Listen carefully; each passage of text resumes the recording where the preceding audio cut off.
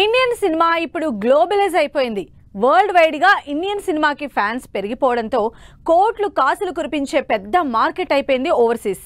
Indian సినిమాకి global wide గా reach పెరగడంతో అమెరికా, జపాన్, రష్యాలో కొత్త మార్కెట్ ఓపెన్ అయి ఓవర్సీస్ కలెక్షన్లలో మేజర్ రోల్ ప్లే చేస్తున్నాయి. అందుకే మన హీరోలు కూడా ఓవర్సీస్ మార్కెట్ మీదే ఆశలు పెట్టుకున్నారు.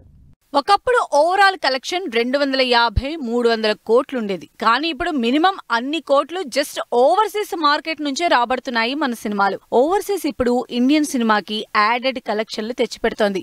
అడ్వాన్స్ బుకింగ్స్ దగ్గర నుంచే ఓవర్సీస్ లో సినిమా సందడి స్టార్ట్ అవడంతో కలెక్షన్ల విషయంలో కూడా ఫుల్ కాన్ఫిడెంట్ గా ఉంటున్నారు స్టార్లు.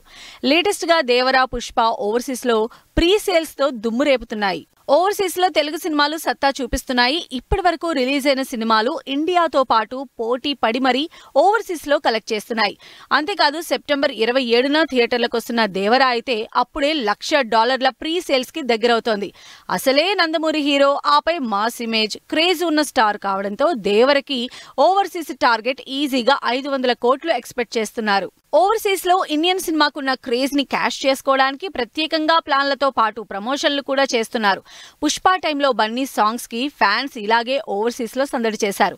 ఇప్పుడు పుష్ప 2 టైంలో ప్రమోషన్లకి ఫారెన్ వెళ్లే ఛాన్స్ కూడా కనిపిస్తోంది. ఇప్పటికే పుష్ప 2కి కూడా ఓవర్సీస్ లో బిజినెస్ స్టార్ట్ చేయడానికి రెడీ అవుతున్నారు. వరల్డ్ వైడ్ గా మార్కెట్స్ క్రియేట్ అవ్వడంతో హీరోలు ఓవర్సీస్ మీద కూడా బాగా ఆశలు పెట్టుకుంటున్నారు. RRR తో గ్లోబల్ వైడ్ క్రేజ్ తెచ్చుకున్న చరణ్ కూడా గేమ్ చేంజర్ ఓవర్సీస్ కలెక్షన్లపై గురిపెడుతున్నాడు.